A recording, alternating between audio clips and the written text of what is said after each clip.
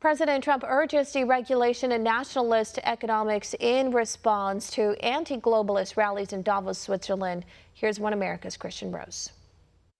What do we want? Climate justice! When do we want it? Now! Anti-globalist protests sweep across Switzerland on the second day of the World Economic Forum in Davos. On Tuesday, hundreds of activists from across Europe rallied in the Swiss capital of Bern, as well as the cities of Zurich, Lausanne and, of course, Davos itself. The protests were spearheaded by two very different groups, climate change activists and anti-globalists.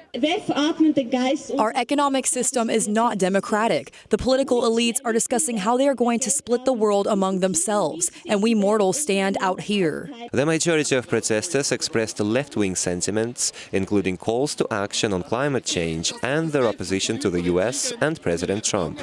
But in an unusual development, this year's Davos Forum addressed the root cause of such sentiments and protests. Davos experts say stagnant wages, a lack of good jobs and rising household debt have eroded public trust in capitalism, and some citizens chose to believe socialism may be the answer. Fears have eclipsed hopes, that fear of downward economic mobility, social mobility, also fear of job loss. You work hard, you're going to make it to the next level in the next generation. That's not true now.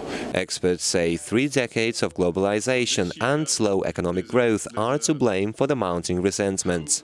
But one attendee of the World Economic Forum offered a right-wing answer to the concerns of equality, job security and fair economics posed by left-leaning protesters. We've also launched the most ambitious campaign in history to reduce job-killing regulations. Today, I urge other nations to follow our example and liberate your citizens from the crushing weight of bureaucracy.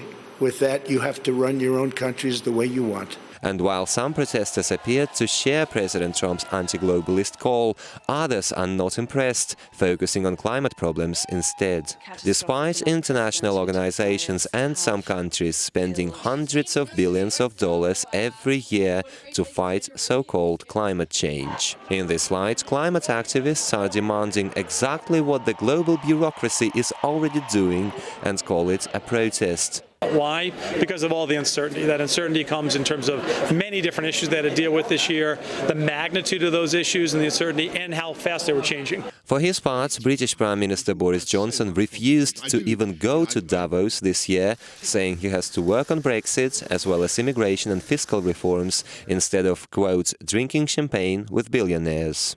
We want to build a new future as a global free trading nation. That's what we're doing now. That's what we'll be embarking on the 31st of January of this month. Overall, experts say many questions posed by Davos protesters reflect legitimate concerns of structural problems in today's global economy. But while the global left is calling for greater government control, President Trump and his allies are offering practical solutions to boost growth, create jobs and restore economic sustainability in the long term. Kristian Rouz, One American News.